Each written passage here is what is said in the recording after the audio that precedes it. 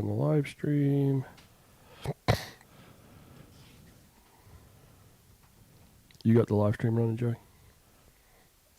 I'm talking to Charles Vassallo in another native group. Sorry. Stop it. No, you had questions. I'm on the angler here. Who are you talking to? Chris?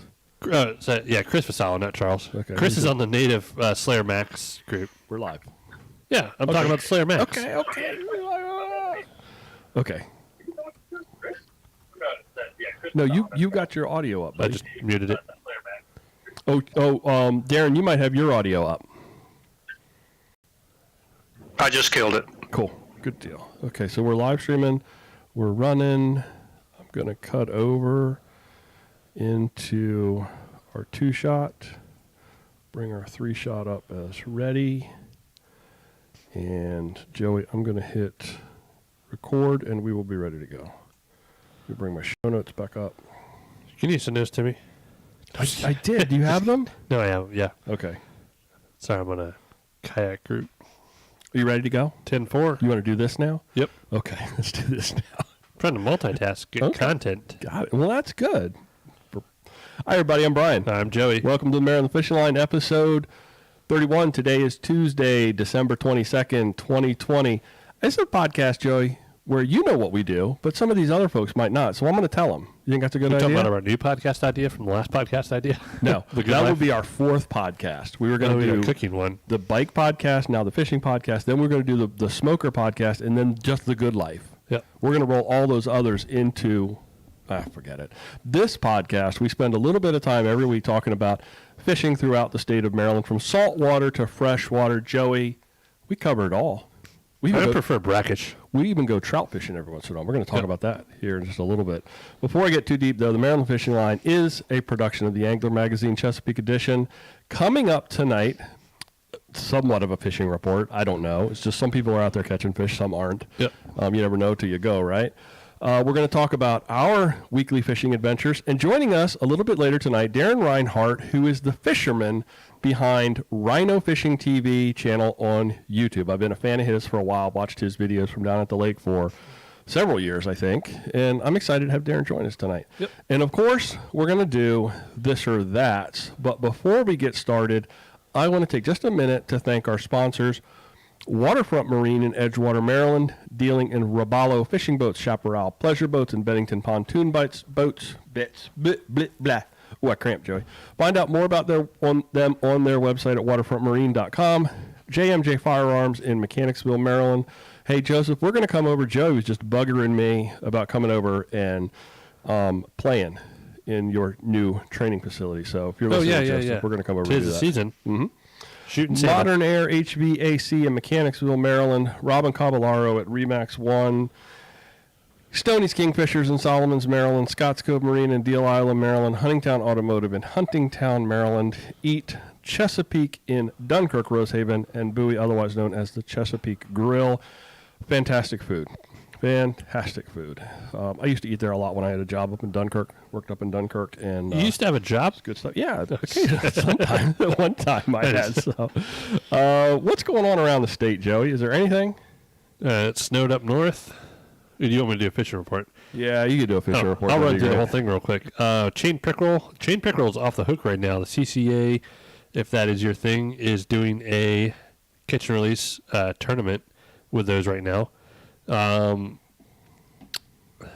I think that's kind of a big chunk of the fishing report is chain pickerel. And if you want to do the tournament, there's some pretty good prizes. There's catch and release rockfish and white perch right now. Mm-hmm. Rockfish is shut down across the bay. Perch are sitting around the 40. Perch are deep right now. They're around that 40 feet of water. Hard bottoms is what you should be looking for. For the hook and line guys, double drop hook bottom rigs with bloodworms is the key for that. I know my neighbor just went out and slayed them a little bit. Yeah. Bring some home for eating, or were they just those size? I don't know if Steve keeps a lot of Steve keeps fish like that. But he's also take like his 26-foot center console on his kayak out. Yeah. Largemouth are sitting at the bottom as deep as you can go. Fish it low and slow. Low and slow. Snakehead, find a few warmer days like we are having, except for the rain on Thursday. You get a couple nice warm days. You get some active snakehead. Work in the shallow water. Use some minnows, bobbers. Head to black water. Probably have yourself a good time. And catfish. Blue catfish are plentiful. Some of the hot spots around the state right now are including the Tidal Potomac in the Fort Washington area. What are you talking about? Didn't you say that's where you grew up yesterday? Yeah. I grew up in Fort Yeah, Washington. you weren't tough enough to stay? Yep. Or something like that. That's pretty cute. Oxon Hill. Yeah. You had to be tough or smart in the hills, and I was neither, so I had to leave. You're a smart, tough guy. You're talking about Oxon Hill, Silver Hill, Temple Hills, all the hills. All the hills. Oh. All the hills. Only I if you're grew a up in the Billy. hills. And the Benedict area of the Patuxent is Benedict's always been a hot spot for catfish for All me. times of the year. Yep. And the Sharptown area of the Nanticoke. I think some of that stuff got carried over from a couple of weeks ago, but I'm pretty sure all that stuff still applies. I don't think much has changed, if anything has changed. Yep. So, thank you for doing all of that. I had some tech stuff going on over here.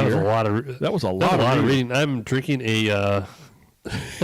I'm drinking this beer. I'm going to talk about my beer real quick, and we'll chime in with Darren when he's up and see if he's having any drinks. I have this Heavy Seas. It's just called 25. Mm-hmm. It took me forever when I was in the liquor store buying it tonight, too, to see what it was. Beautiful artwork. Beautiful artwork. It's one of the ones I don't want to drink on. I want to keep the can, but it's too good to keep the can and not drink. It's one of their 25-year salutes. I guess they just turned 25 this year. I'm just going to go ahead and say it is bourbon in a can. Yeah, basically. I had a taste. I can't drink an entire one of those because I'm at your house. I told you right off the bat. Nope, not doing that. Take one home. Excuse me. Is a strong ale aged in bourbon barrels and then finished in rye barrels to add incredible complexity to this layered extreme beer with notes of toffee, caramel, or caramel. Vanilla and earthy hops. This beer is as ambitious as starting a craft brewery in 1995 was. It tastes like straight bourbon with like the slightest bit of beer, and it's almost like 20%. Yeah, I'm almost done with the can. I might be a little. I've slowed down a lot and eaten some food since the last podcast. You should have another one of those. You should have another one, I think. No, this is like you have one of these a week. So I'm drinking Unicorn Farts. Yes, that was it's really good. It's a Duclaw Brewing. That one's 5%. Unicorn Farts. It's a glittered sour ale, and the entire last podcast. Were you messing with me? Do I actually have? No, you have glitter under your left eye. I have because I pour the beer on my forehead. I don't know why you have it, and I try to just let it come down. There's glitter in my cup. I drink out of. There's something about donuts with this beer too. Some Diablo donuts with some beer and combination of fruits and cereals and edible glitter. So. I'm all about it. It's fine. You got a unicorn. The unicorn's farting, and that's fantastic. Yep, fantastic. It was actually it pairs well to this because they're total opposites. Yeah. Oh yeah, absolutely. This is just straight bourbon. That is soury sweet. I had a little tiny baby cup of the Heavy Seas, so you're not even drinking the whole thing. I'm down to here. Whew, man, that stuff was like I think I called it in the last podcast, firewater. Yep, firewater. So. I probably don't have to take melatonin tonight to go to sleep. Just drink all right, so you want to do a quick fishing reports before Darren comes on? Yeah, let's talk a little bit about fun powder. Fun powder. So I have been itchy for a while and never lined up with weather and stuff to go to the gunpowder. I haven't fished the gunpowder all year. Yeah, you've been talking about it for a while. Yeah, so I decided to break in the new vehicle and get it all dirty. Actually, we did pretty good. Yes, we did. And are you putting that on your Christmas card? Oh. It's not a coaster. It's my dog. Went and fished the gunpowder yesterday with Brian. Took him up there. And got his feet wet with fishing brown trout up there. Fishing for brown trout. So my first brown trout fishing, my first real trout fishing was this year that I'd done in a very long time was when I went down to North Carolina. Yeah. And had a ball and had a blast. And, you'd been talking about going to gunpowder. So when you said, hey, let's go do that, I didn't care that there was a foot of snow on the ground. Yeah, there was a foot of snow on the ground. Up there. It was beautiful, though. Well, treacherous walking in. There was a little bit of runoff. Water temperatures dropped really quick. Fishing was hard. So I set Brian up. Being a new guy, you threw the fly rod pretty well, though.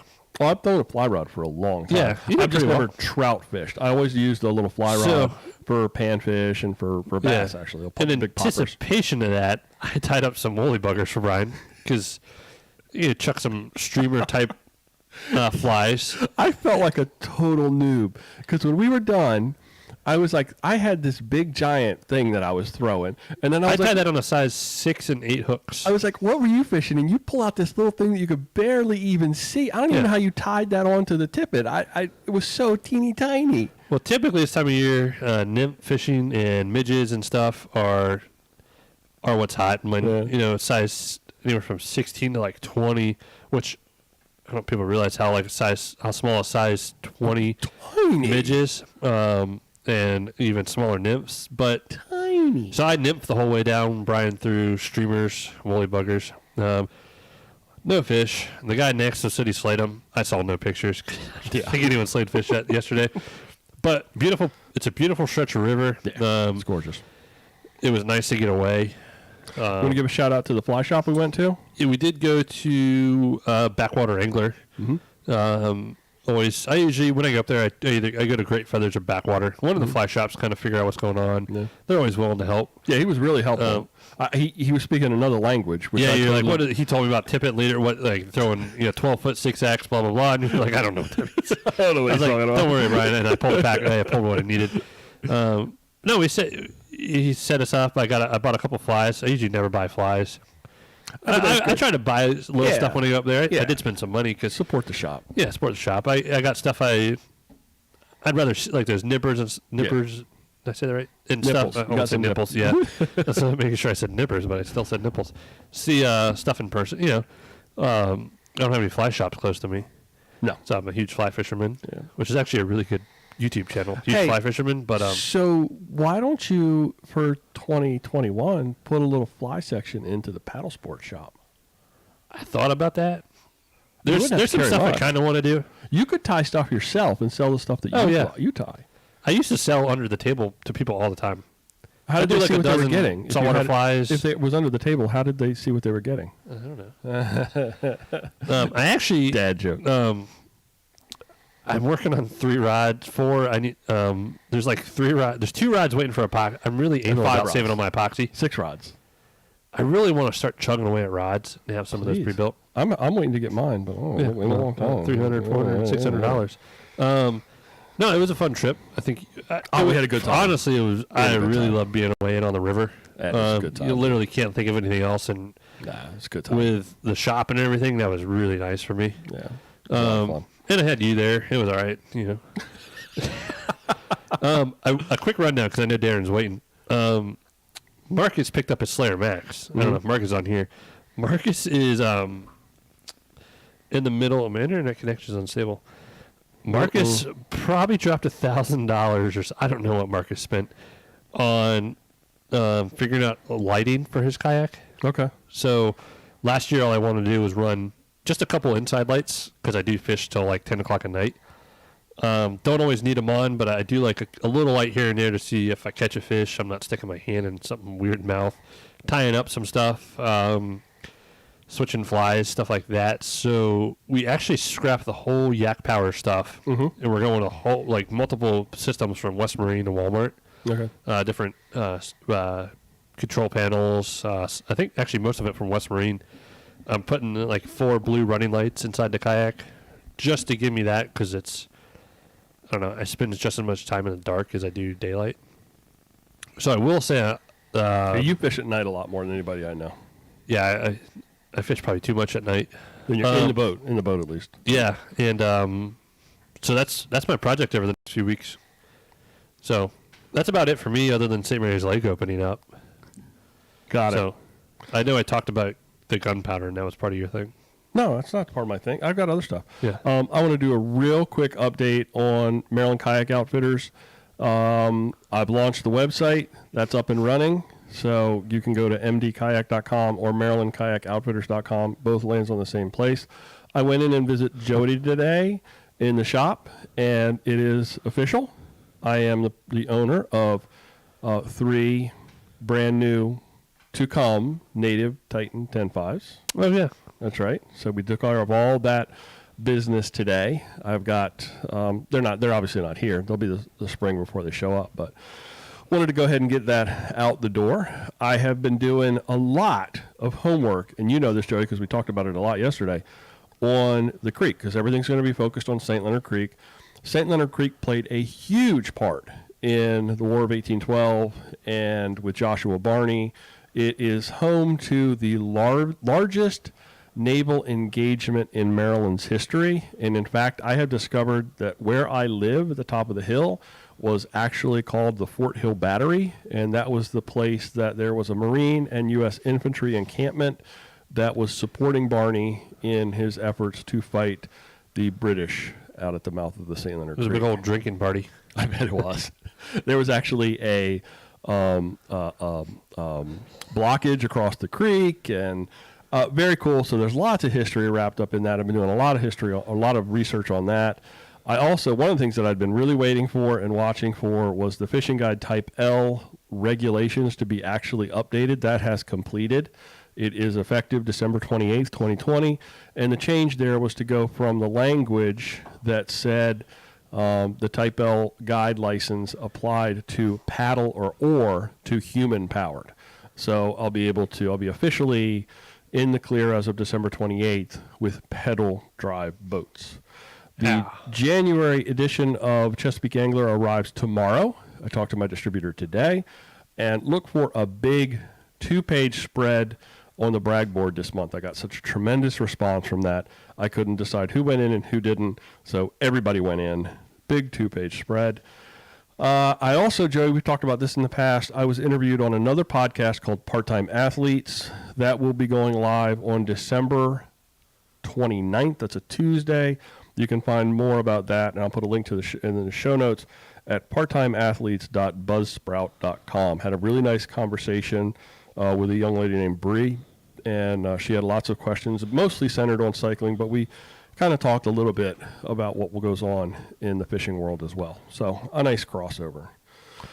All right. Brandon's on here in Casey, but I've been nailing the jalapeno poppers. Yeah, we just had some tonight. It is now my new. I know why they make them all the time. It is now my new favorite. I think we ate a dozen or so tonight. I cooked them this weekend.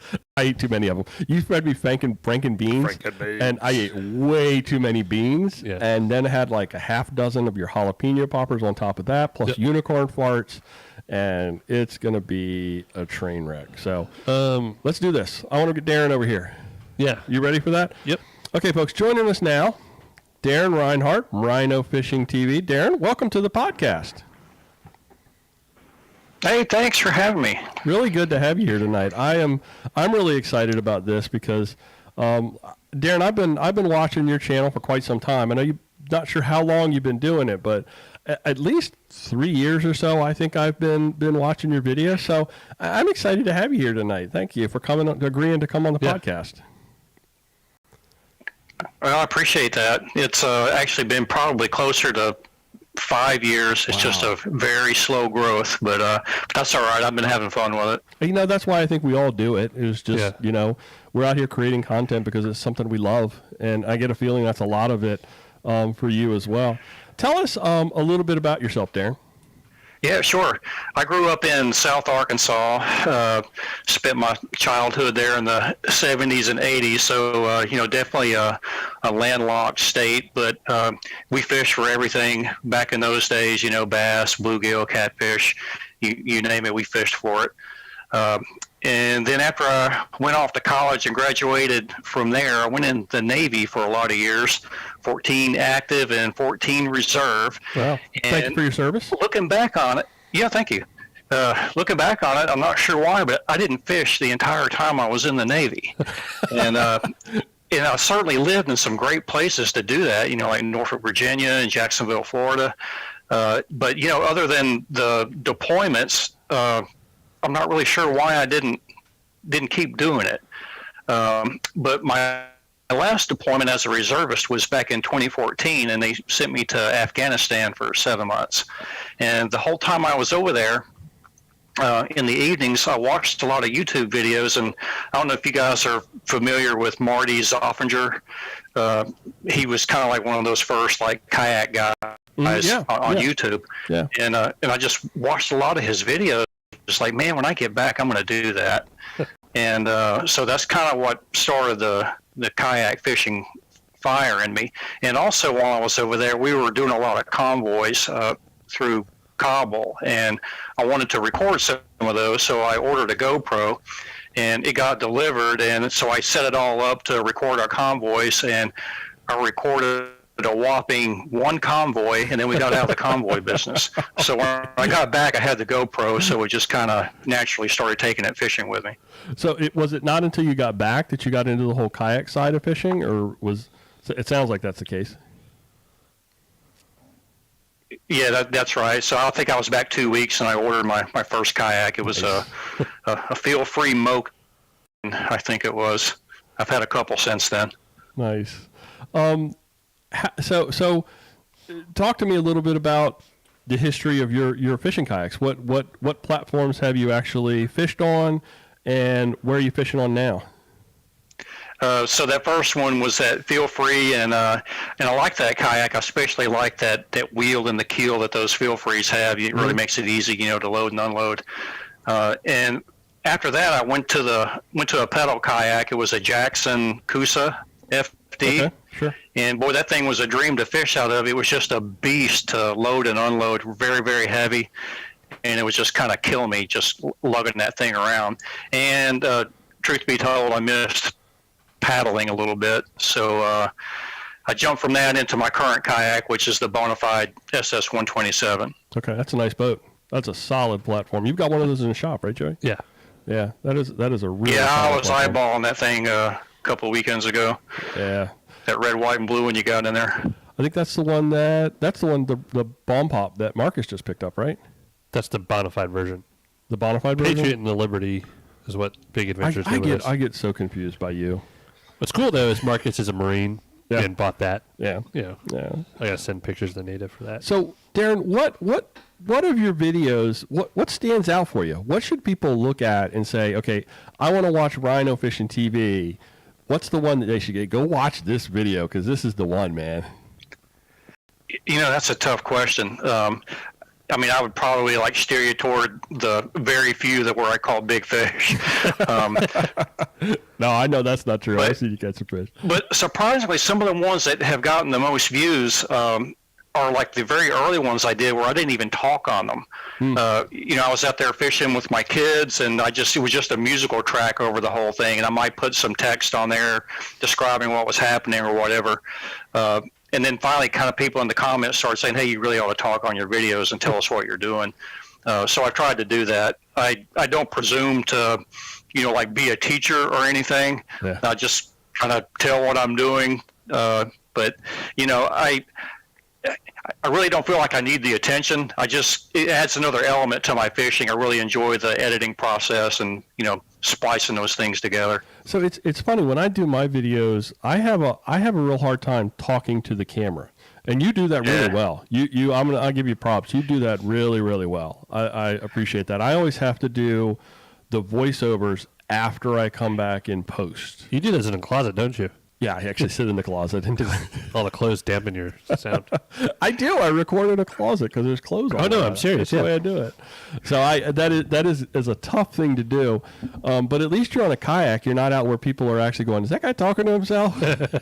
Yeah, well, sometimes, they'll be walking by on the shoreline, and it feels kind of weird when you're doing that. Yeah. But you know what? I like that about your videos. I like the voiceover because it's, you can think out every little thing that you're going to say, and if you screw it up, you can edit it and, and redo it again. Yeah.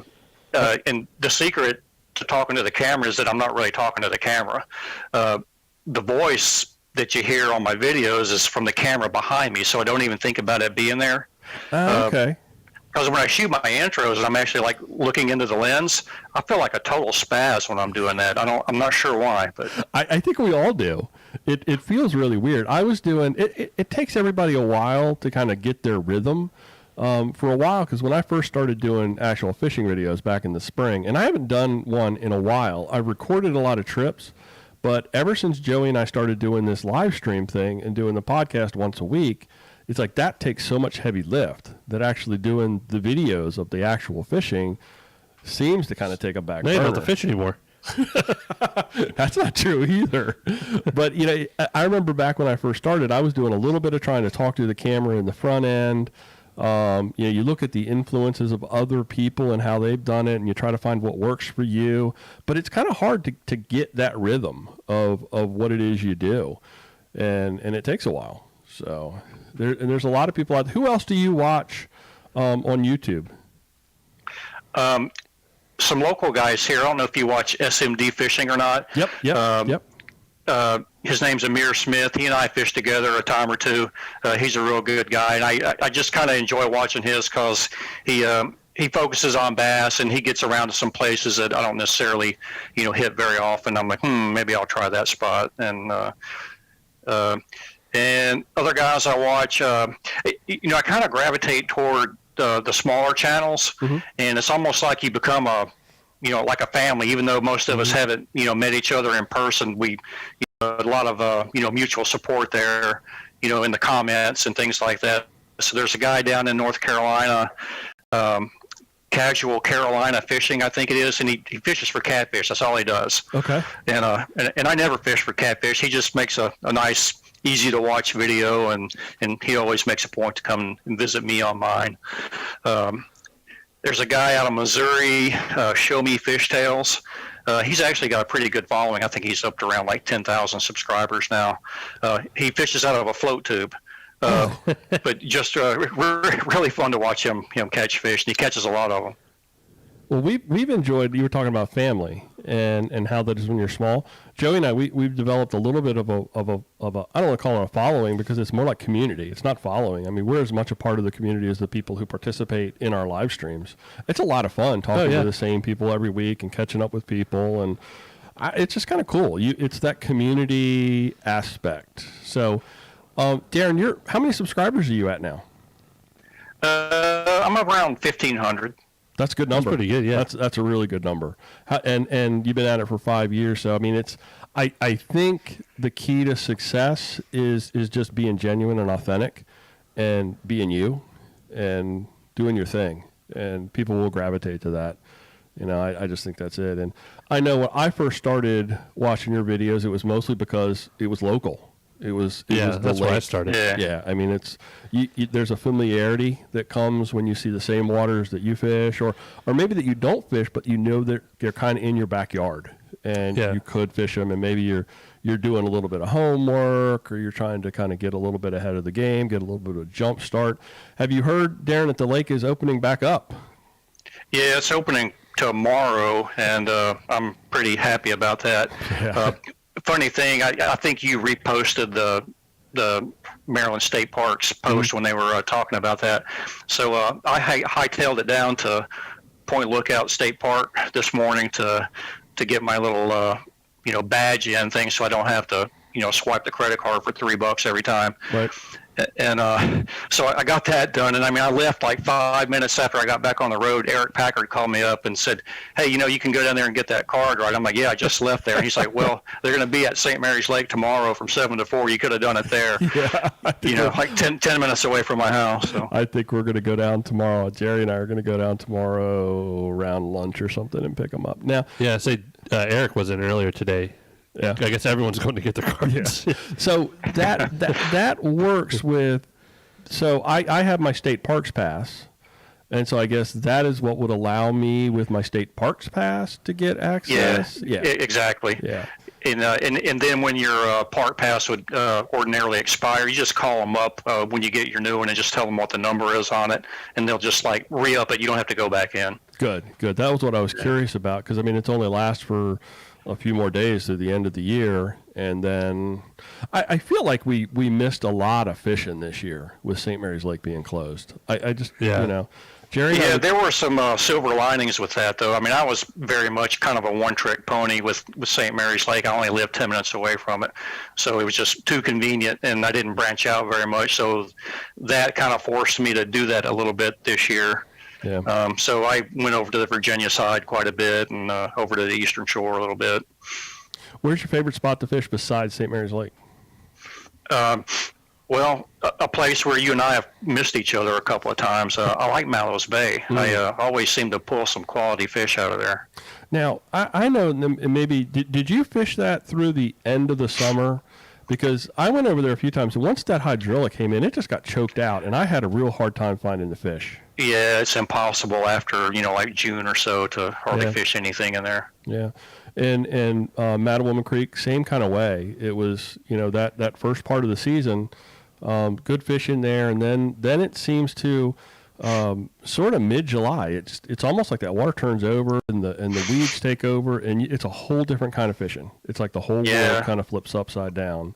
Mattawoman Creek hates me anyway. You'll see several videos of mine called "The Curse of Mattawoman Creek," Part 1, 2, 3, 4, etc. They're hard fish to find. Now, my nephew fished for the University of West Virginia University. He fished collegiate, and did really well in the nationals. And they fished out of Smallwood last fall, I think, and they were actually sitting in first place in national championships for a day, and then ended up finishing 9th. But I always ask him, where are the fish? Because he knows these people that fish this water. They're people he talks to every day. And his advice to me with Mattawoman was, don't spend too much time until you find a fish. He's like, don't, if you don't want to fish quick, keep moving. He said, but once you find a fish, stay there, because the fish tend to stack up. So I followed that advice. I don't know. It seemed to work for me this year over there early. I just realized after you guys talked about my trip before, the one where the snake had almost bit my hoo-ha off last year. Yeah. Jumped in my boat. The trip before that, I lost a GoPro and almost got hypothermia in there. I just realized the curse of the Weren't you talking about Mattawoman or Mallows? We were talking about Mattawoman. Yeah, that's Mattawoman. Okay, so you lost a GoPro at Mattawoman. Lost a GoPro, hopped in the water, almost got stuck in the hydrilla and got hypothermia the same day.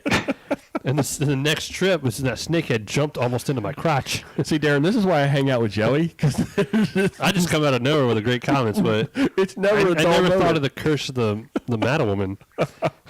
Never ever a dull moment.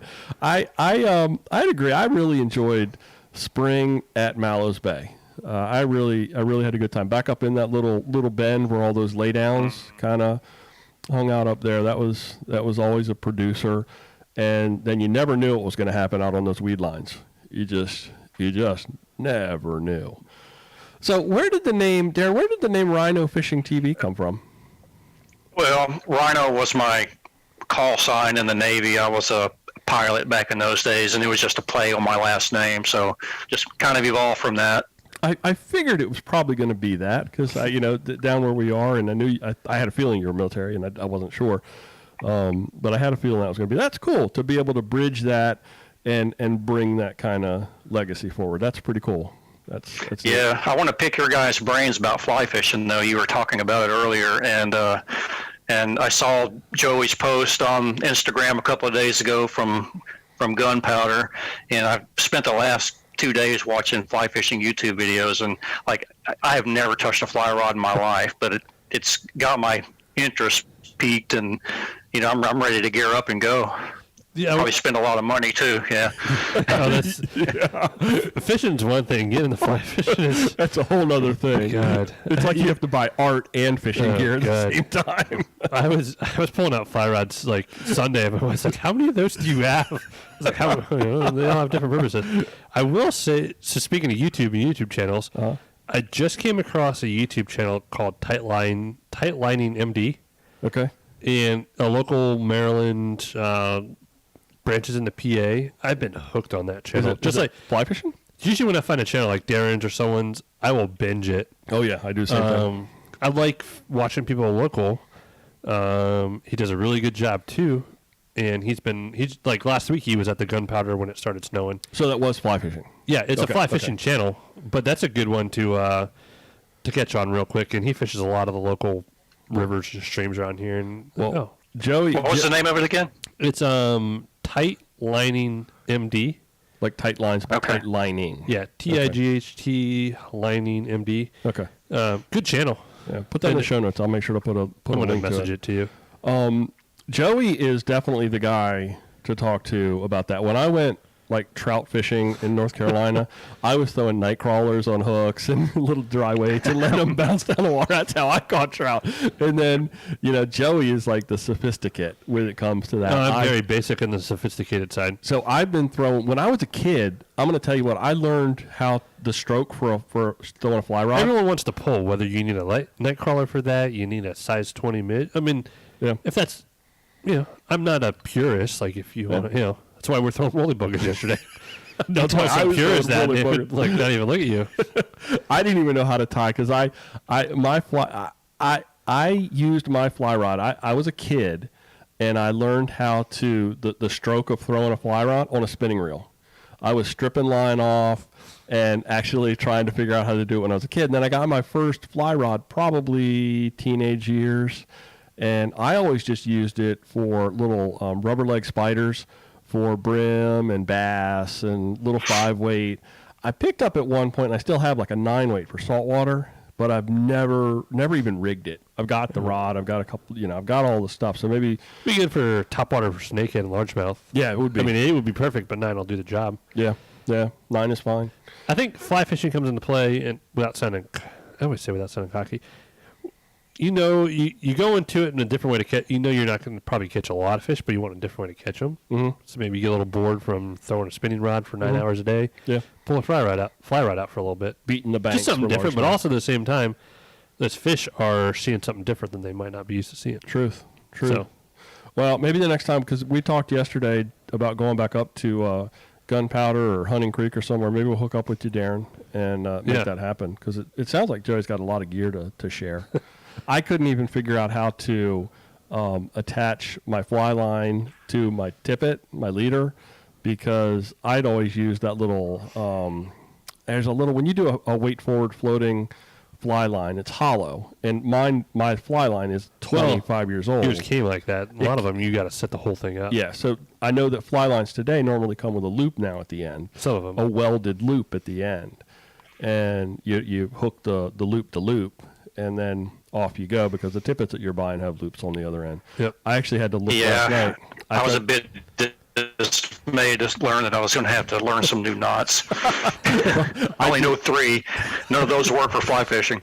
I went last night because I had yesterday when I was fishing. I eventually gave up, because as I was throwing the loop to loop that I had put on the end of my fly line, it kept getting gummed up, and I had knots all in the leader. It was a disaster. Knot is a weak point. Yeah, and I would stop, and I would pick them apart, and then I'd get more of them. Finally, the leader got so kinked that it was like it wouldn't do it. But yeah, so I looked last night on how to tie a nail knot to actually put my leader to the fly line. Yeah. I'm right there with you, Darren. It's new knots.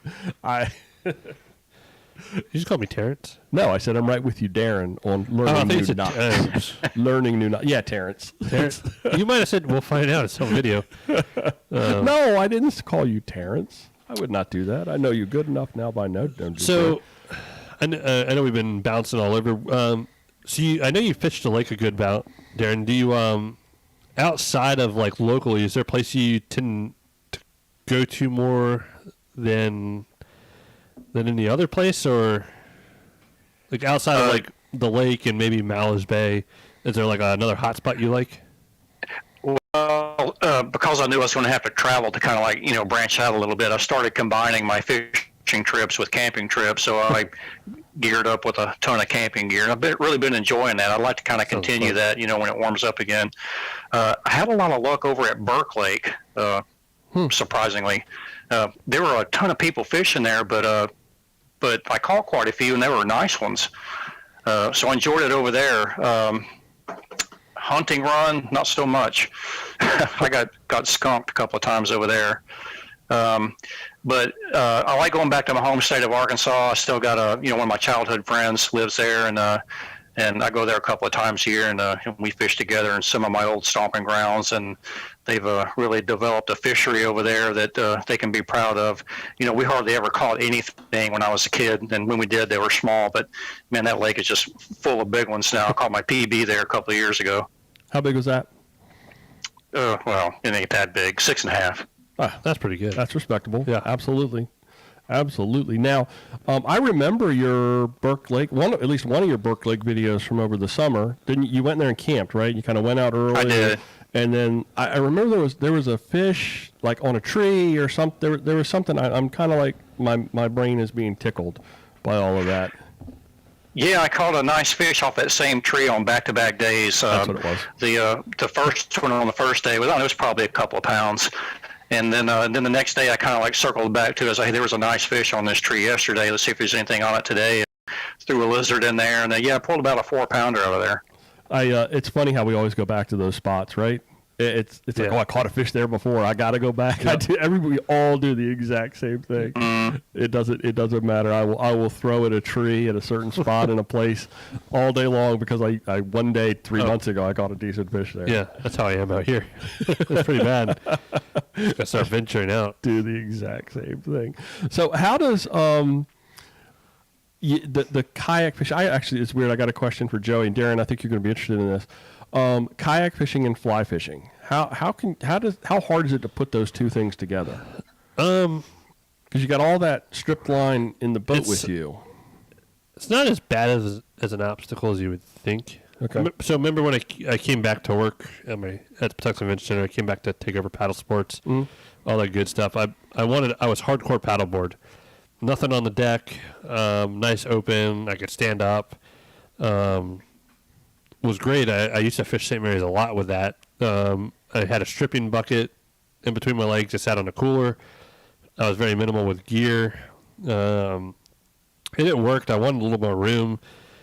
I was really hooked on trying to propel boat like a native. At the time, I wasn't a bona fide dealer because I really wanted SS-127. But I wanted to give the drive unit a shot. And it's actually not as bad. So, the natives, the bona fide, all fishing kayaks are super stable, so I can still stand up and get my vantage point. And it's a lot easier. There's like two different casting styles from sitting down and standing up. I just find that the only time I ever loop my stripping line, or like when I'm stripping my line, is up on the little hooks on the around where the drive unit goes in. They have like 4 bungee hooks. Mm-hmm. But otherwise, it's been fine. I've caught a lot of really nice fish fly rod this year. Yeah. And it's not been a problem. I haven't done a snakehead yet on my fly rod.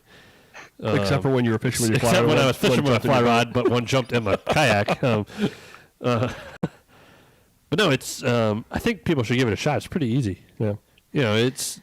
Don't worry about what other people think. Just go out and that's how you learn. What weight rod would you recommend for somebody that says, like Darren said here, he's like, you know what, I'm thinking about I was going to ask that. Yeah. Where would you start? That's tough. I think where we live, I would almost say 8-weight. Okay. An 8-weight is really good for the bass guys. You can chuck those really big bugs, the Dahlberg divers and the poppers and stuff. It's the same rod you can use all summer for striper, the redfish. You need an 8-weight for redfish. Yeah. Especially as they get in that 15 to 20 inch slot. I remember an 8-weight put that bigger one I had down in North Carolina, like a run for its money. Mm-hmm. But an 8-weight's a good all-rounder, and a 5-weight. Those would be the 2 fly rods if I had any. Okay. And if people aren't familiar with fly fishing, they rate rods by weights because it's the weight of the line that you can throw. But there is nothing as fun as bluegill and a 5-weight rod. Well, that's what I got. That's why I got it. That is the best way to get someone into fly fishing is go out to a lake or a pond, and they sell these little popper. Like I don't even tie bluegill flies. Mm-hmm. I tie all my flies except for those. And just those little sponge tackle spiders. box even carries a little foam, whatever, little bugs.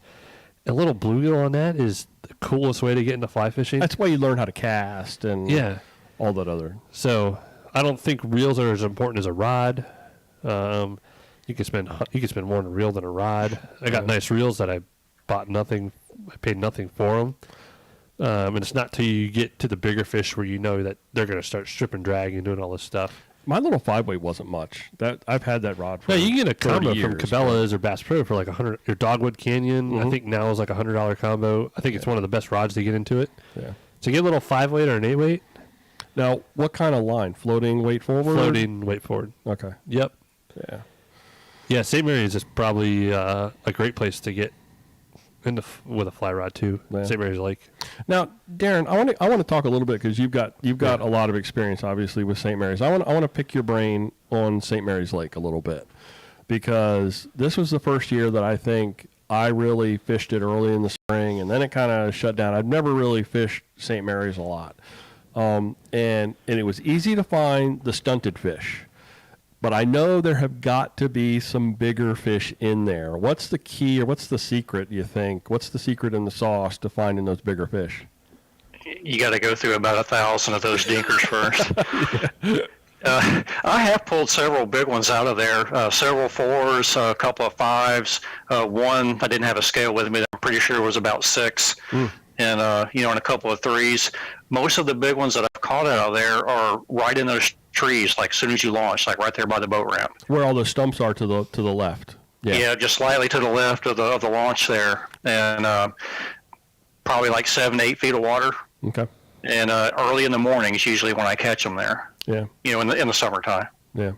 I've had most of the luck that I had in the spring before they shut it down near the dam towards the far side, back in sort of that stump field back there. And to the inside of that, actually, also back where it gets into the pads towards the back, there were some fish that would hang out there. But like I said, it was a lot of fish, but nothing that had any size. And I'm talking 12, 14-inch fish. It was just, they're fun fish to catch, but just not that quality or size of fish. Now, I'm pretty sure early in the spring, headed back into that cove, I marked a lot of fish that were sitting on the bottom.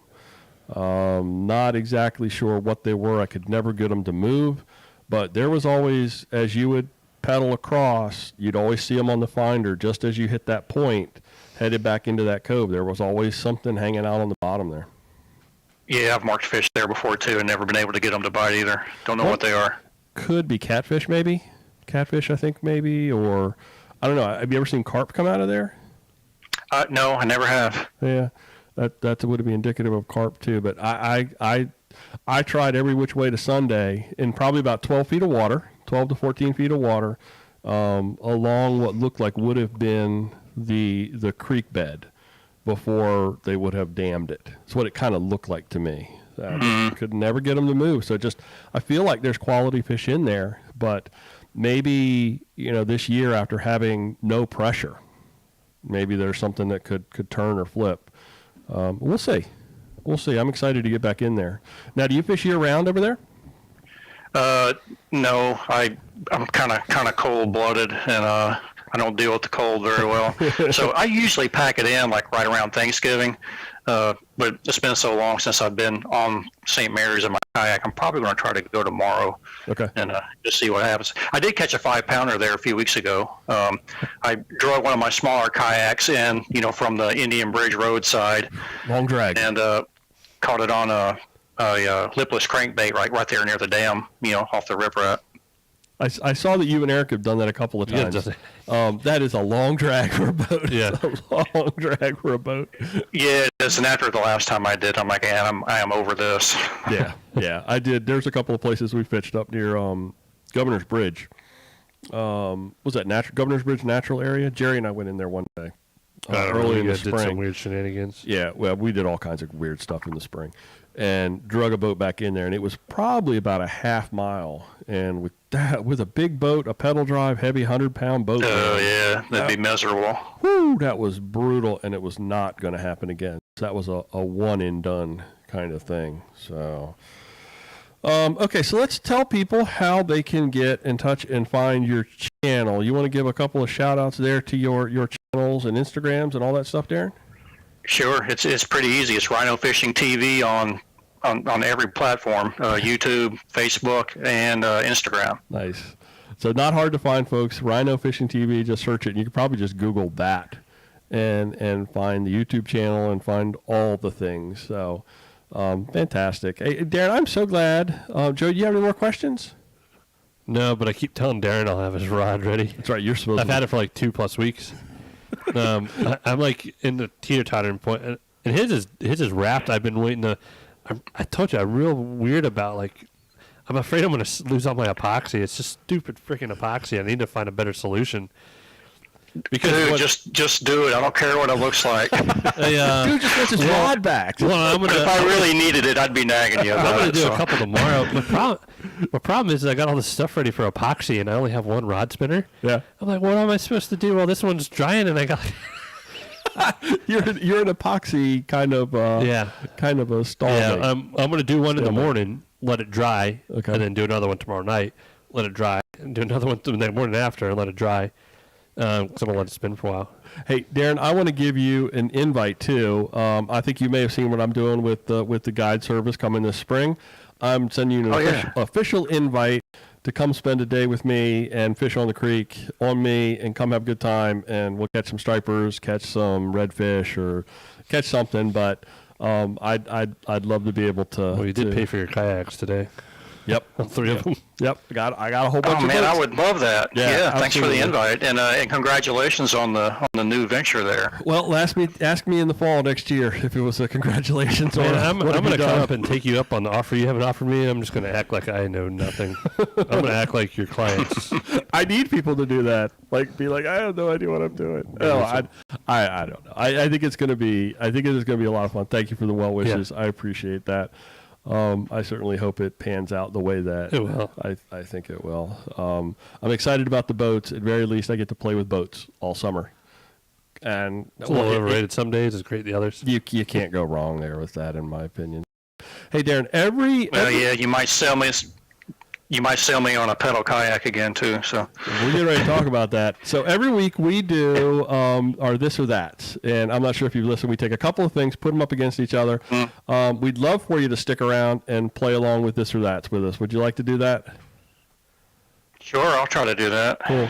And over in the live stream, every time we have a guest, folks, I apologize. We try to focus on our guests and not on the live stream. I see there's a lot of activity over in the live stream, so we apologize for kind of ignoring that. Joey, is there anything over there? I know you kind of try to keep your eyes on it. Well, Sub-X is trying to push your buttons and see if you get banned. Casey is encouraging him. That's just for your benefit, Darren. That is my son-in-law. Russell Kovac, maybe I pronounced that right, was asking me about a Shimano. So, Russell, I'm going to shoot my email over to you. Always be selling, Joey. No, it's about a rod and reel. Just from experience, I just want to show them the combo I got at Tackle Box this year, just to compare it to like a nice, $100, $150 Shimano, St. Croix, whatever, all the way down to like a $20 rod that, was a lot of fun for purchase this year. He was asking about one for like his 12-year-old son. Okay. So, got it. Joe, you're fantastic at multitasking. I see you're actually all over the live stream. it's the bourbon beer. Answer people's like, I wish you could work this hard and everything. I wish I could work this hard on my job. Okay, so everybody in the live stream, please play along with us on this or that. This is how things are going to work. I'm going to read two things off. Darren, I'm going to ask you to go first with a response. Feel free to explain yourself or not. Doesn't matter. Joey, you're going to go next, then I'm going to bring it home, and then we'll pop over to the live stream and see if anybody else has any comment. First item up on this week's This or That: kayak, pedal, or paddle? Darren? What's the situation, though? Stop it. Well, I'm outnumbered here, but I'm going to go with paddle as long as I'm young and strong enough to keep paddling. There you go. We'll see. Joey? Well, I'm going to go pedal, but it depends on the situation. Is there a time where you paddle? Sometimes when it's shallow. Well, when it's shallow and you got no choice. I got my push pole out. I have gone hardcore into the pedal where it's that month I was using my using a Bonafide, the RS. I did have to relearn how. It was really weird, but remember I talked about almost relearning. It's a different way of fishing for me. Yeah. Because I was not taking out spinning rods, I was all fly rod, and hook a 25-inch striper inside of pilings. Yeah, it's literally pulling you versus I can't pedal backwards. Yeah, and I landed a few of those fish though. So that's pretty good. Good job. Well, there's a challenge in that. It was more of a challenge where I felt like I had a leg up with the drive. Okay. But my dad will tell you different. Yeah, I know. My dad fished a lot with me this year, and wind, current, tide. I know the one day you we got to fished push over around, mountains, and it is a different way to learn. And Darren fishes out his bona fide a lot. It's just two different types of fishing. Probably makes you better in the long run to start with do paddle. both. Well, Yeah. you probably start with a paddle and you learn how to control the boat Exactly. in different water conditions and wind and what the boat's going to do and how it's going to respond versus a pedal drive where you're just always in control of the boat. Yeah. But that's the only thing I've really known. I was not a kayak fisherman until this season when I first jumped in the boat. So, and I went straight to pedal, and I don't think I could have done it any other way. I started years ago with like a Heritage Redfish 12 and some sitting sides and like regular recreational kayaks. Anybody? So Brandon said motorized. I like the way you're calling him Brandon. Brandon, It's gonna make it nice. Casey said Brendan. paddleboard. Paddleboard. Autopilot, which is a thing. Yeah, Josh. Yeah, I'm actually working on an Old Town dealership, which apparently I'm still a dealer for. Yeah, Joe didn't my even dad know said he's an Old Town I dealer. struggle with wind and current, so I brought a pedal drive. He did. Paddle's much easier to handle on and off the cart. Yeah, out of the water, I want a paddle kayak. In the water, Yeah, but I just take my drive out. oh man, my Titan is 120 pounds. It's still heavy. It's still heavy boat. Paddle only kayak I have. Flipping all the docks. He's talking about the autopilot. No, Autopilot. Yeah, you can spot lock those autopilots and just hold a position. So still cheaper than a Hobie Pro Angler. True that. True that. Second item on this week's This or That: bluegrass or pop.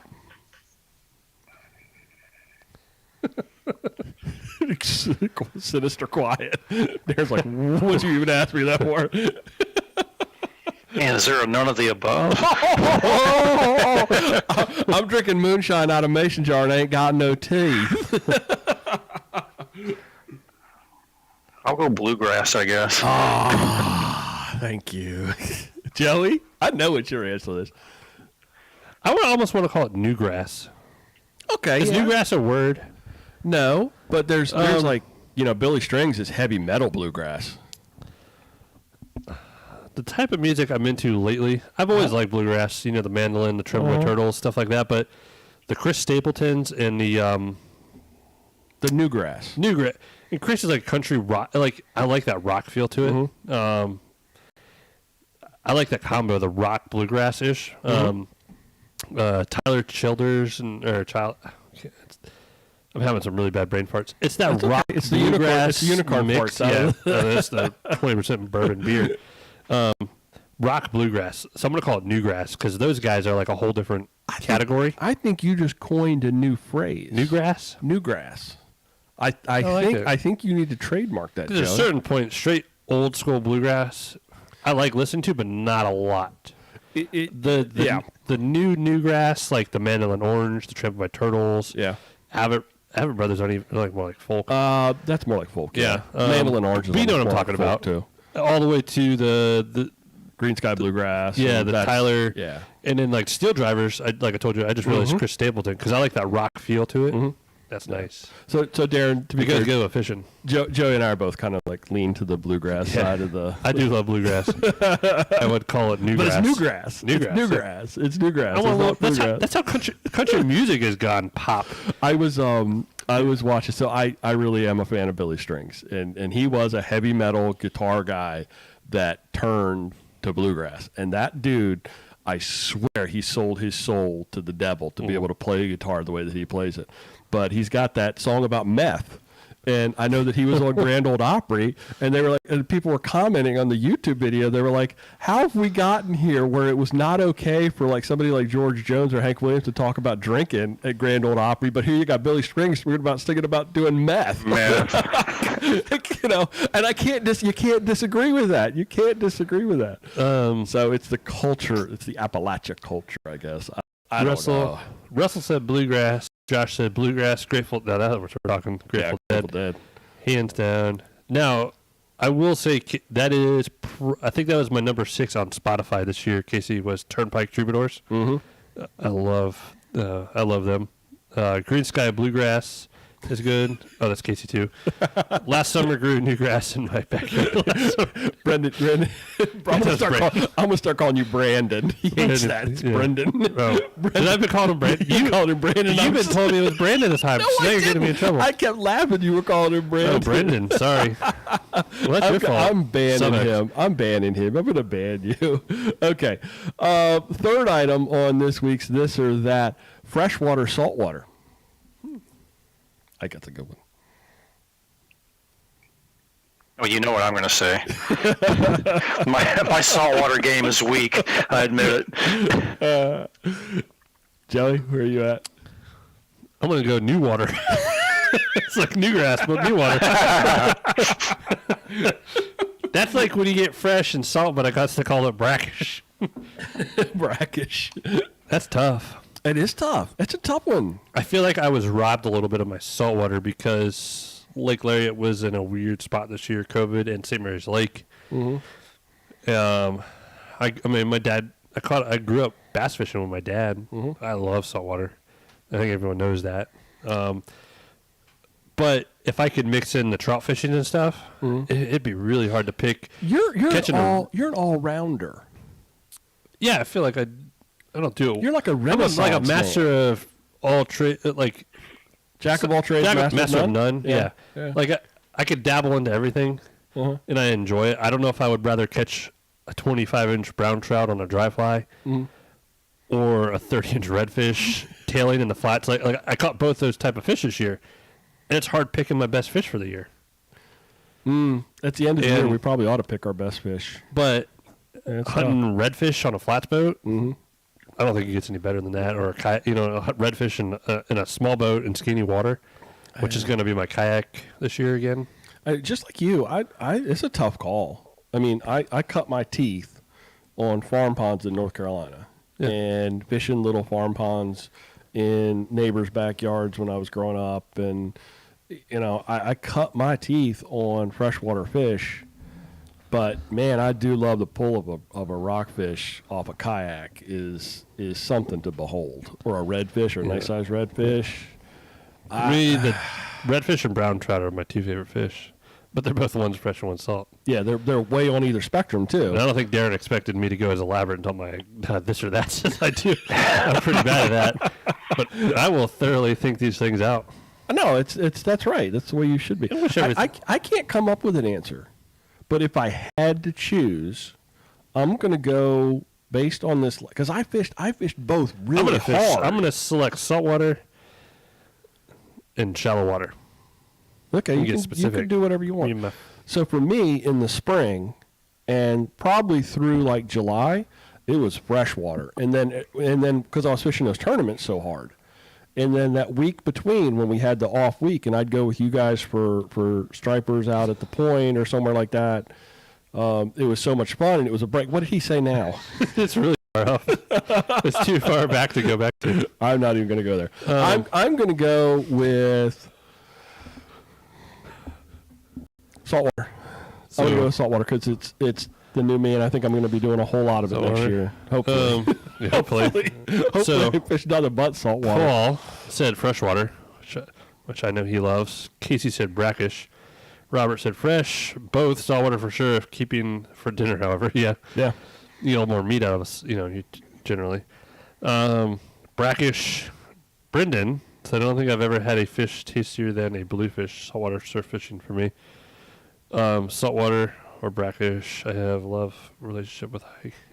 Yeah. You need to actually read the responses, because you're not just reading them for yourself, you're reading them for people on the podcast, Joey. Sorry, Russell said at SubX, not much better on earth than smoked bluefish, which is true. Truth. Yep. Smoked bluefish. You cannot beat that. Yep. Make me hungry. Yep. Making me hungry. Okay. Our last item on our this or that for this week is early morning fishing or late evening fishing. You're up first, Darren. Early morning for sure. Yeah. Early riser. Yeah, I just love that. That sunrise bite. Yeah. Which brings me back to St. Mary's Lake. They're opening that thing up at 7 a.m. I hope that's just winter hours. That's not going to cut it in the summertime. Joey, where you at? That's tough. You fish dark time. I fish dark time, whether it's early or late, but it's usually late. Yeah. Although remember the second half of like the fall, I was fishing. I had too many mornings where I was up at 4:35 and on the water at 5:30 before work, getting in a solid morning of fishing and going to work. Yeah. I guess it's whatever you can get. Whatever you can get. But I do like the evenings. There's something about just before sunset, and I don't know. I like it. I like that that June window when you have longest day. And is it June 22nd? Yeah, something like that. June 21st, 22nd, something like that. Where you don't even have to come off the water till after 9 o'clock. The only problem I have with that is when I was fishing over in Charles County, it's a long freaking way. And when you don't get back from fishing until almost 11 o'clock at night, that's a long evening. So, yeah. But I do. Yeah, I'm going to surprise you with this, Joe, because I don't think you were expecting me to say this. Midday. Anytime you can fish is the best time to fish. But I would go with mornings. There's something about the steam on the water, that little fog on the water, and the sun cracking the horizon, and something special about it. You feel that. I feel a lot of pressure with early morning fishing, though, because it's almost like you're fighting the clock to make sure you get to the good spots before the bite stops. So I think your evening fishing is a little more relaxed, at least for me. That's kind of the way I've always approached it. So it's whether you're going hard at it or whether you're just looking to have a good time. Evening fishing, I don't know, drive me crazy. I spent so much time out in the dark. It's probably too much. It probably wasn't healthy. Anything in the anybody got any comments on that live stream, Joey? Let's see. Early is always better for me. Beat the crowds. Early morning. Early morning is better, but holy cow, getting up, yeah. It's hard to exactly. Early morning, get out of there and get started right. I can't read. Morning, evening, it's significantly less work if you fish at noon, since you don't want to catch any fish.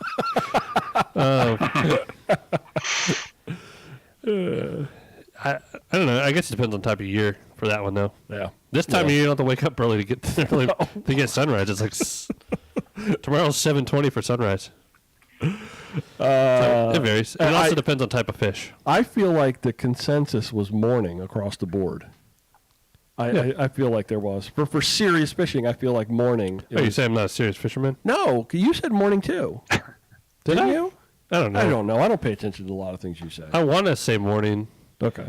Because you got to be consistent at one or the other. You're not fishing till 10:30 at night. How about you just waking up early the next morning? How about you just get up early in the morning and go fishing, and then break for lunch, and then go back and fish the evening? Problem solved. Both. Both. Well, that whole work thing gets in the way sometimes. You know how many people I was taking out this fall, like pseudo guiding before work? I was exhausted. Yeah, I know what that's like. So many people. I know what that's like.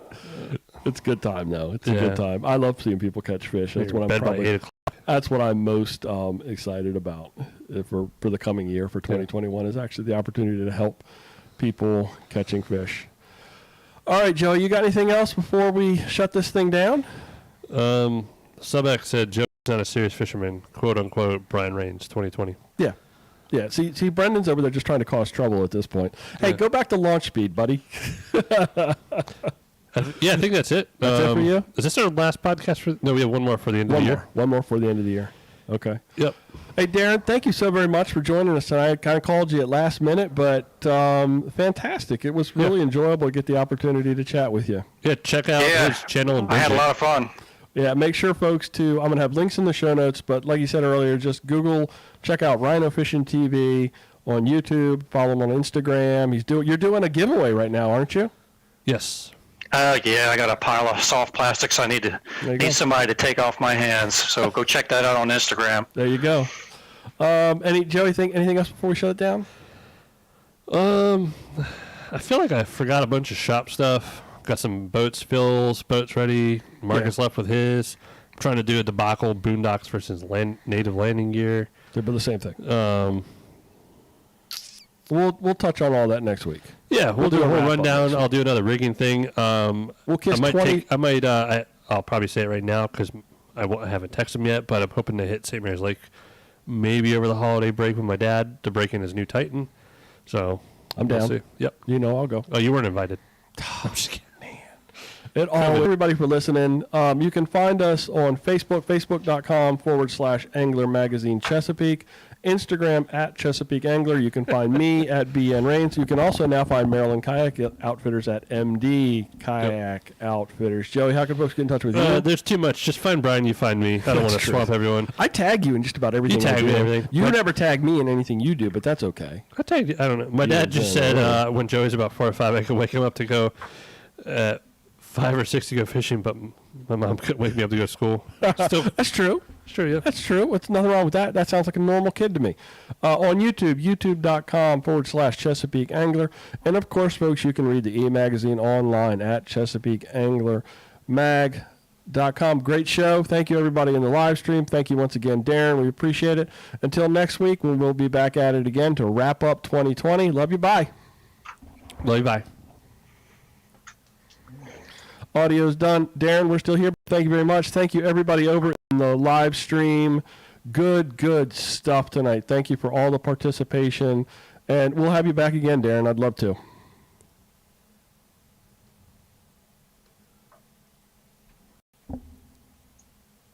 Okay, we're going to shut her down. Good night, Darren. Thank you very much. Thanks, guys.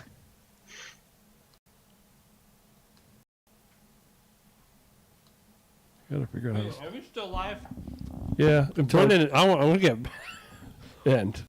Brendan fired up.